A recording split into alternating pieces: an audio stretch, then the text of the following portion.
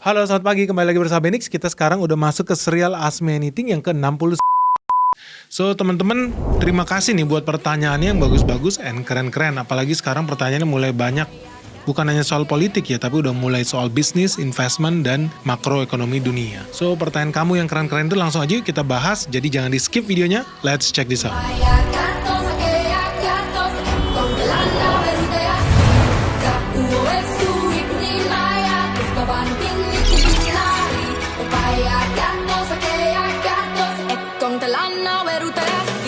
Pertanyaan pertama dari Waluyo Makmur. Pak Benix, sebagai petani saya mau tanya, apa sih yang mempengaruhi naik turunnya harga pupuk, pestisida, dan harga panen? Oke, pertanyaanmu sangat bagus. Gue bakal bahas yang paling penting. Di dalam dunia pertanian agriculture, hal yang paling penting semua orang bisa nanam ya. Semua orang di kolong langit ini bisa nanam kentang, cabai, padi, dan lain sebagainya. Semua orang bisa nanam lah. Nah, dari pertanyaan yang kamu tanya ya, gue asumsikan lu lagi bertanya sebagai petani padi ya. Jadi, di Indonesia, karena harga padinya ditaker sama pemerintah, udah di cap nih, oh harga gabah 6.000 nih atau 5.000 nih, lu gak bisa jual lebih mahal dari itu kalau gak lu ditangkep. Nah itu yang membuat petani di Indonesia ini wajib miskin.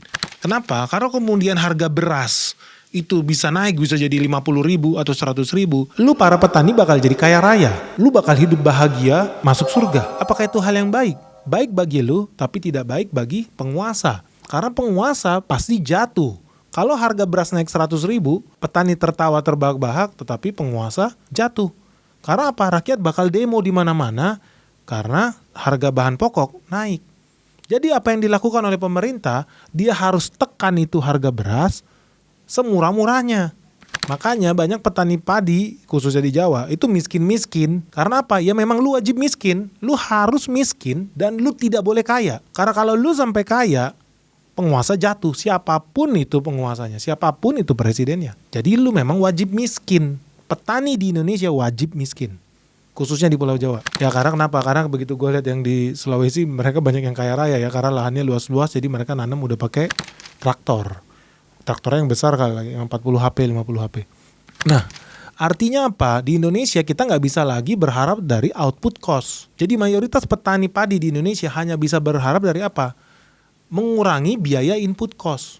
Karena outputnya, berasnya, dia udah gak bisa lagi jual terlalu mahal, gak bisa. Yang dia bisa kurangin apa? Biaya produksinya, input costnya.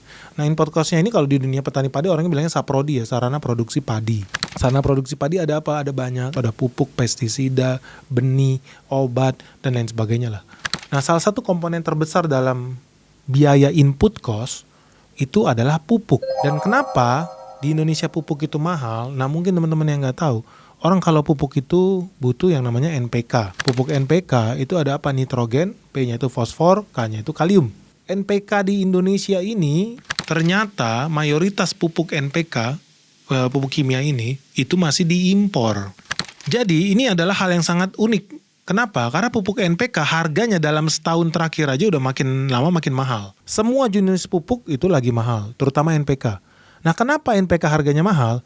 Karena ini ada hubungannya dengan dampak perang Rusia dan Ukraina yang merupakan negara eksportir pupuk salah satu yang terbesar di dunia ini. Nah teman-teman tahu nggak, produksi pupuk NPK di Indonesia itu terbilang sangat kecil dibandingkan dengan kebutuhannya. Yaitu Indonesia cuma mampu memproduksi 3,5 juta ton NPK. Padahal kebutuhan nasional Indonesia adalah 8,6 juta ton. Artinya sekitar 74% atau 6,3 juta ton pupuk NPK harus kita impor.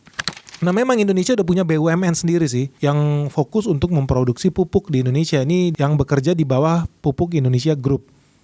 Dan ada juga perusahaan-perusahaan pabrikan swasta lain yang memproduksi pupuk NPK di Indonesia. Tetapi tetap aja guys, ingat, Indonesia kebutuhannya 8,6 juta, tetapi kemampuan produksinya cuma 3,5 juta. Artinya tetap butuh berjuta-juta ton lagi buat kita impor.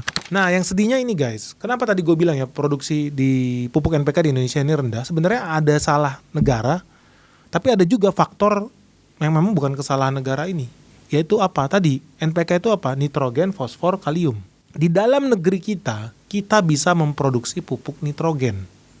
Bisa, modalnya cuma pakai gas. Makanya banyak orang kalau harga gas naik, harga pupuk naik. Salah satunya apa? Karena komponen untuk memproduksi nitrogen yaitu butuh gas. Jadi gas itu digunakan untuk memproduksi satu komponen di NPK yang namanya nitrogen. Nah, itu soal satu faktor dari pupuk dewa yang namanya NPK ini. Oke, nitrogen kita udah aman, sisa P dan K.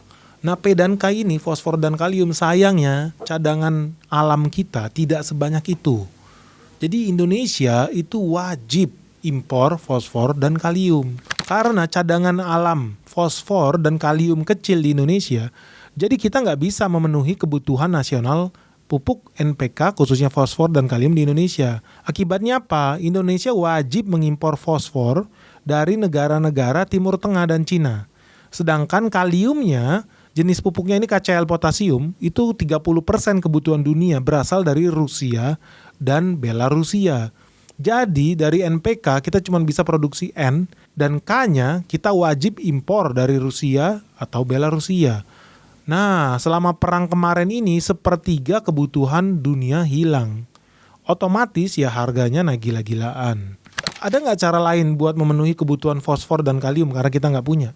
Nah, pupuk Indonesia itu udah coba nih cari sumber bahan baku lain. Misalkan dari negara-negara selain Rusia ya, antaranya ada Laos, Mesir, sampai Kanada.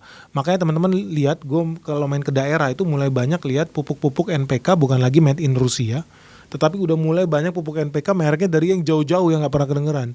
Ada yang dari Kanada lah, ada yang dari Norwegia lah, dan lain sebagainya. Nah, jadi teman-teman dari situ udah bisa kita lihat bahwa input cost di Indonesia, selama rakyat Indonesia masih hobi makan beras, hobi makan buah, hobi makan sayur, selama itulah negara kita akan terus-menerus mengimpor pupuk NPK, khususnya tadi P-nya, fosfor dan kaliumnya itu. Itu sudah pasti akan terjadi dan akibatnya apa? Apalagi kalau harga dolar naik, ya siap-siap harga pupuk bakal naik. Apalagi kalau ada perang lagi nih di Rusia di Timur Tengah, siap-siap aja harga pupuk juga bakal naik. Jadi ini yang paling mempengaruhi di situasi dunia saat ini.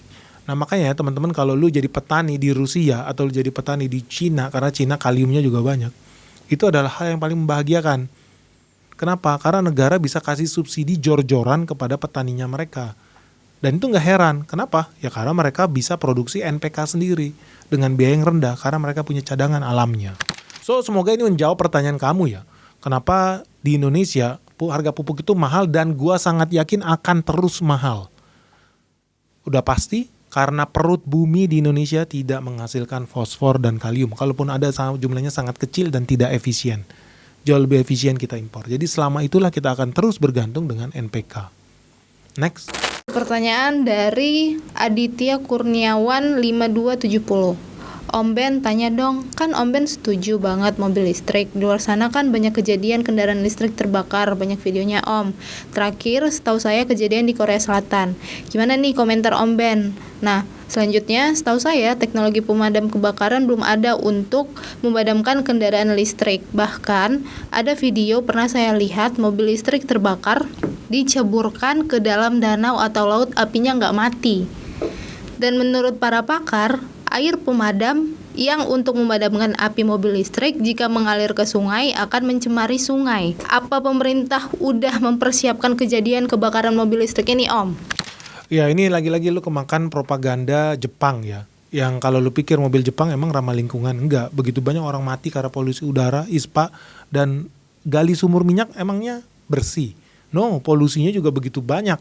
Karena orang menggali minyak bumi, begitu banyak orang mati keracunan. Lihat orang-orang yang buka tambang ilegal atau tambang minyak bumi yang bener pun. Realitanya kita akan jawab berdasarkan data. Karena apa? Dari yang gue tahu, rasio mobil listrik yang terbakar dibandingkan mobil bensin yang terbakar. Tahu nggak kamu? Lebih banyak mobil bensin yang bermasalah, meledak dan terbakar dibandingkan mobil listrik. Tetapi yang diekspos sama media-media bayaran Jepang ini seolah-olah mobil listrik itu terkutuk dan berbahaya dan bisa terbakar. Padahal faktanya kita lihat satu-satu. Di Swedia, karena di Swedia adalah pengguna mobil listrik salah satu yang terbanyak di Eropa, mereka sudah melakukan riset. Ternyata mobil listrik itu 20 kali lebih aman dan lebih rendah kemungkinan terbakarnya dibandingkan mobil bensin atau mobil diesel.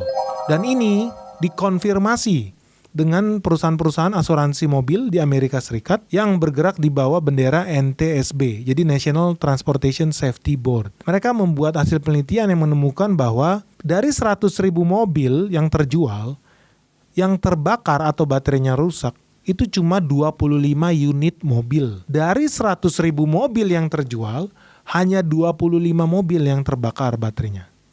Berbanding terbalik dengan mobil petrol atau diesel atau mobil bensin. Dari 100.000 mobil yang terjual, mobil-mobil bensin ini yang terbakar ada 1.530. Jadi dari sini lu udah lihat data di Amerika, data di Swedia, karena pengguna mobil listrik lebih banyak dibanding Indonesia, berarti datanya lebih valid. Ternyata dari 100.000 mobil ada ribuan mobil bensin yang terbakar. Masa lu gak pernah lihat nonton kejadian di jalan tol ada mobil bensin terbakar? Wah sering banget. Sering banget, tapi gak masuk media. Mobil listrik yang terbakar cuma 25 unit dari 100.000 mobil yang terjual. Mobil bensin 1.500-an. Lebih ngeri lagi mobil hybrid. Mobil hybrid ternyata lebih beresiko karena dari 100.000 mobil yang dijual, ada 3.475 mobil yang terbakar. Jadi berdasarkan statistik, ngomong berdasarkan data bukan propaganda Jepang, dari 100.000 mobil paling aman pakai mobil listrik. Itu fakta. Nah makanya teman-teman hati-hati kalau lu baca koran, apalagi zaman modern seperti ini semua orang rela bayar media. Hati-hati, lu termakan propaganda itu. Kenapa? Karena faktanya mau di Cina, di Jepang, di Jerman, di Belanda dan di Amerika sekalipun data menunjukkan jauh lebih aman naik mobil listrik. Kemungkinan terbakarnya jauh lebih rendah dibandingkan naik mobil bensin ataupun solar. Dan jauh lebih berbahaya naik mobil hybrid. Makanya gue sangat menolak tuh. Mobil hybrid dikasih subsidi. Gila. Kemungkinan terbakarnya jauh lebih besar dibandingkan mobil bensin. Mobil bensin aja udah berbahaya banget. Udah paling bener naik mobil listrik. Karena kemungkinannya untuk terbakar jauh lebih kecil dibandingkan mobil bensin. Di video-video itu kamu bisa lihat bahwa apa? Ya faktanya mobil bensin jauh lebih banyak terbakar di kolong langit ini. Itu adalah fakta. Tetapi lu kena tipu sama propaganda Jepang. Hati-hati lu kena cuci otak lu. Next. Good news guys, Sekolah Saham BNX Season 6 kembali lagi untuk pertama kalinya di tahun 2025. Kita akan membuka Sekolah Saham BNX khusus untuk pemula guys. Karena di sini kamu akan belajar metode untuk menentukan harga saham mahal atau tidak, valuasi yang wajar, dan bagaimana sih cara membaca laporan keuangan nih. Khusus buat kamu yang pemula. Nah buat teman-teman segera daftar karena khusus untuk di season ini kita akan kupas tuntas tentang momentum investing di bidang mobil listrik. Kenapa ya? Karena teman-teman udah tahu ya ternyata insentif mobil listrik akan diperpanjang sampai tahun depan dan pastinya bakal menguntungkan banyak perusahaan yang terkait. Nah buat teman-teman yang penasaran dan pengen belajar gimana sih caranya investasi saham khusus pemula, yuk segera daftar Sekolah Saham BNX Season 6 di bulan Februari 2025. Itu ada 8 pertemuan, total 2 bulan kita akan ketemu seminggu sekali. Dan khusus buat teman-teman yang daftar di bulan ini sampai 30 Desember 2024 ada promo 30% ya. Khusus untuk 30 orang pertama yang mendaftar sampai 30 Desember 2024 akhir bulan ini kamu dapat diskon ekstra 30%. Pertanyaan terakhir dari abisaputra.bum. Om, kenapa ya Venezuela kan kaya akan minyak, tapi kenapa ekonomi Venezuela ini justru berbeda dibandingkan negara-negara Timur Tengah lainnya? Oke, jadi ada sebuah penyakit yang namanya Dutch disease. Ini ada 3 ya, breakdown yang gue akan jawab. Yang pertama adalah penyakit yang namanya Dutch disease. Ini udah dari zaman VOC. Intinya apa? Negara yang punya penemuan sumber daya alam, mineral dan lain sebagainya, itu cenderung akan menjadi negara gagal dan akan menjadi negara miskin. Ini udah terbukti di mana-mana. Negara yang kaya sumber daya alamnya itu negara miskin. Contohnya apa ya? Venezuela ini. Kenapa bisa begitu? Karena ya sama seperti di Indonesia lah. Kita kemudian menjadi lebih fokus dan kita kemudian terlena untuk mengekspor sumber daya alam kita besar-besaran dalam bentuk raw material. Kita ekspor apa? CPO. Kita ekspor apa? Batu bara. Batu bara kita ekspor ke Cina buat pabrik listriknya mereka. Pabrik mereka bikin apa? Handphone. Handphone yang kita impor. Bahan bakunya dari mana? Energinya dari kita. Kita punya coklat. Kita kirim itu semua ke Eropa. Jadi dalam sebuah produk itu ada value yang ditaruh di sana. Indonesia value-nya berada di dalam value chain yang paling rendah, yaitu bahan baku. Kita cuma kasih dia bahan baku, minyaknya kirim Eropa, Eropa goreng-goreng, kasih coklat, kasih tepung dan lain sebagainya, diimpor ke kita bayar mahal buat itu. Kita hanya fokus menjadi negara yang mengekspor sumber daya alam selamanya kita menjadi budak. Itulah kenapa pentingnya banget program hilirisasi itu. supaya kita tidak lagi ekspor barang dengan value yang paling murah, paling rendah. Supaya kita bisa naik di value chain itu. Jangan masuk ke value rendah, masuk ke value tinggi. Ekspor barang jadi. Ekspor barang dengan valuasi yang lebih baik. Nah ini yang paling penting. Dan Venezuela sedih sekali. Kenapa? Karena dia negara dengan cadangan minyak terbesar di dunia. Teman-teman tahu, lihat di layar kaca. Kandungan minyak, cadangan minyak Venezuela itu sampai 303 miliar barel. Ini sudah terbukti di tahun 2023. Sementara Saudi Arabia cuman punya 267 miliar barel. Artinya cadangan minyak terbesar di dunia bukan Arab, tapi Venezuela. Tetapi kenapa Venezuela tetap miskin? Tadi, that's disease. Karena negaranya merasa dia negara kaya, rakyatnya jadi pemalas. Negaranya jadi koruptor, hobinya palak sana palak sini, minta jatah. Lalu kemudian yang ketiga, karena rakyatnya malas, pemerintahnya koruptor. Yang ketiga apa yang terjadi? Negaranya biasanya tidak stabil. Dikit-dikit demo, dikit-dikit rusuh, dikit-dikit pemerintahan jatuh. Dan itu terjadi di Venezuela. Nah ini kemudian dibuktikan dengan data dari CIA. Teman-teman tahu, ingat ya, peringkat 1 cadangan minyak terbesar itu Venezuela. Arab Saudi itu cuma peringkat 2. Tetapi teman-teman lihat data dari CIA menunjukkan ekonomi Arab Saudi itu nilainya 1,8 triliun dolar di tahun 2023. Di tahun 2021 nilainya 1,7 triliun dolar. 1,7 triliun dolar berarti sekitar 1.700 miliar dolar.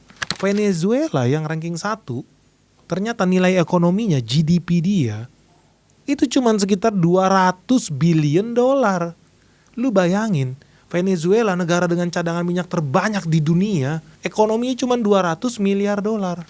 Arab Saudi 1,7 triliun dolar. Kan bedanya gila banget. Kenapa bisa begitu guys? Ya pertama yang gue mau jelasin adalah Venezuela tadi ya udah negaranya korup, gak jelas gitu loh. Gak stabil, pemalas. Nah apa yang terjadi? Dan lebih ekstrim lagi karena dia negaranya sosialis. Rata-rata negara sosialis itu penyakitnya begitu. Tetapi Arab Saudi dia tahu kalau lu mau jadi negara yang kaya raya, lu harus kapitalis. Nah ini yang membedakan sayap kiri nih di Venezuela itu begitu kuat lah di situ ya. Orang kiri komunis sosialis itu kuat. Arab Saudi sangat kapitalis. Jadi apa yang mereka lakukan? Ketika mereka kemudian merdeka, mereka sadar diri, mereka bodoh dan tolol. Apa yang mereka lakukan? Mereka buat perusahaan minyak namanya Aramco, Arab Saudi America Oil Company. Tapi apa yang dibikin? Ternyata Aramco ini isinya, pemimpinnya, engineer-nya, manajemennya, isinya orang Amerika semua. Nggak ada orang Arab di situ. Jadi teman-teman bisa lihat di layar kaca ya. Dia salah satu perusahaan terbesar di dunia detik ini, Saudi Aramco. Tetapi untungnya mereka sangat paham ya, orang Arab nih itu sangat paham, mereka tidak ngerti teknologi minyak, dia tidak ngerti bisnis minyak. Jadi apa yang terjadi? Mereka taruh orang Amerika sebagai CEO perusahaan minyak di Saudi. Lu bayangin kalau itu terjadi di Indonesia. Lu bayangin kalau direktur utama Pertamina itu orang Australia atau orang Kanada atau orang Amerika Serikat, apa yang terjadi? Oh negara bisa goyang, rakyat demo di mana-mana, kita dijajah bule. Pasti begitu di Indonesia, karena agak aneh negaranya. Tapi kalau lu lihat di Arab, mereka pintar, mereka sadar diri. Kita harus belajar dulu nih dari bule-bule ini. Jadi yang menjadi CEO, menjadi direktur utama di perusahaan minyak Arab Saudi, itu ternyata Harry Collier, tahun 1944 sampai 51. Terus dilanjutkan oleh William Rogers, lalu Fred Davis, Norman Hardy, Thomas Berger, Robert Bruham, Listen Hills, Frank Jungers, John Calberer, itu semua orang bule. Berpuluh-puluh tahun perusahaan minyak terbesar di Arab Saudi, presiden direkturnya orang bule Amerika. Baru kemudian di tahun 88 masuk nih Ali Al-Naimi, lalu kemudian Abdullah Juma, Khalid Al-Fali dan lain sebagainya. Kenapa? Karena mereka udah ada transfer knowledge, mereka udah belajar dari situ.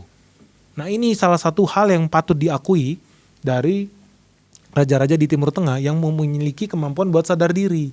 Kita nggak ngerti apa-apa soal teknologi ini, kita nggak ngerti apa-apa soal bisnis ini. Hire aja orang bule, bikin dia jadi bos kita.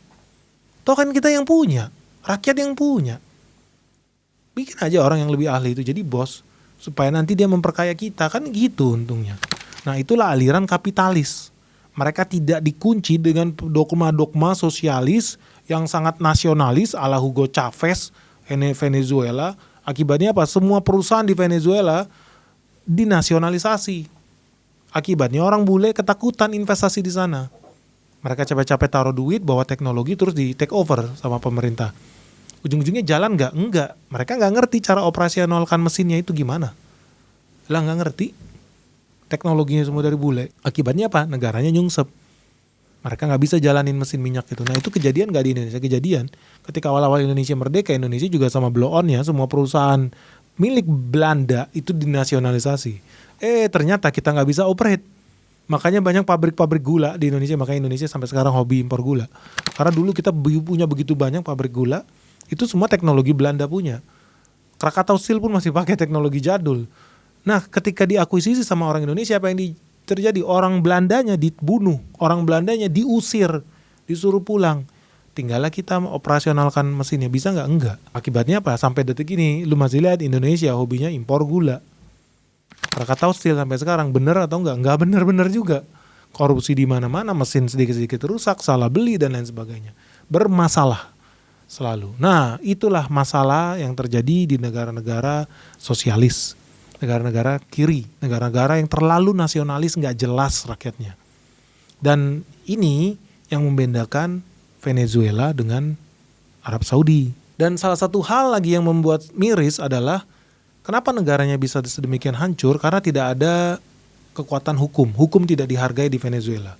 Teman-teman tahu, Venezuela itu berada di peringkat 166 dari negara terkorup di dunia. Jadi ranking korupsinya itu nomor wahid lah. Beda tipis lah sama Indonesia lah. Betul-betul negara ya surganya korupsi aja. Lu mau belajar jadi korupsi, lu mau belajar jadi koruptor, ya bisa di Venezuela gitu. Hobinya korup aja di mana-mana. Beda dengan negara Arab Saudi. Arab Saudi juga hobinya korup, tapi nggak sedemikian hancur. Mereka itu peringkat 62 di dunia ini. Kalau ditanya parah nggak, ya tetap juga parah sih. Tapi at least lebih better dibanding Venezuela peringkat 166. Arab Saudi korupsinya ranking 60-an gitu. Jadi much better lah. Dan lagi untungnya di Arab Saudi itu kan negara monarki, jadi bisa satu arah. Apa kehendak raja A ya A, B ya B. Kalau raja bilang yang jadi direktur Pertamina orang bule, ya udah orang bule, lu nggak usah ngelawan. Simple. Jadi stabilitas itu ada, jadi bisa dijamin. Ya beda dengan Venezuela ya, ranking 166 itu guys, itu berada di bottom, itu sederajat dengan Afghanistan, Yemen, Korea Utara, ya negara-negara nggak jelas lah. Itulah tempatnya di sana mereka bersarang. Nah di sini kita bisa lihat ya pentingnya kekuatan hukum itu berdiri tegak itu penting. Pentingnya stabilitas politik, stabilitas nasional, stabilitas sosial itu penting dan ini bisa dijaga oleh monarki Arab Saudi. Venezuela nggak bisa lakukan itu. Dan bagusnya buat Amerika karena dia tahu cita-citanya menjadi negara kapitalis, cita-citanya mereka jadi orang kaya, ya mereka bersahabat dengan negara terkaya di dunia yang namanya Amerika Serikat. Berbeda dengan Venezuela, siapapun presidennya, hobinya ngata-ngatain Amerika Serikat, ya udah dimusuhin, di embargo sana sini kayak Kuba. Kalau lu pergi ke Kuba detik ini, Kuba itu masih negara Indonesia 50 tahun yang lalu. Semuanya teknologi masa lalu. Kenapa ya? Karena dia di embargo. Dikucilkan dari perekonomian dunia. Nah ini yang kejadian di Venezuela. Apakah Venezuela bisa merubah nasibnya? Nggak segampang itu. Karena rakyatnya sendiri udah tercuci otak. Lebih baik miskin, sekarat. Tetapi kita bukan kapitalis. Ya sudah, makanlah itu. Sensasi sosialis bersama Venezuela. Oke guys, thank you banget buat pertanyaannya, bagus-bagus and keren-keren. Buat teman-teman yang belum terjawab pertanyaan kamu, jangan takut, jangan khawatir, kita akan jawab di sesi selanjutnya. So buat teman-teman langsung masukin aja pertanyaan kamu di kolom komentar di bawah ini, akan segera kita jawab di sesi serial Ask Me Anything yang berikutnya. Semoga video ini bermanfaat, salam sehat, salam cuan, bye-bye.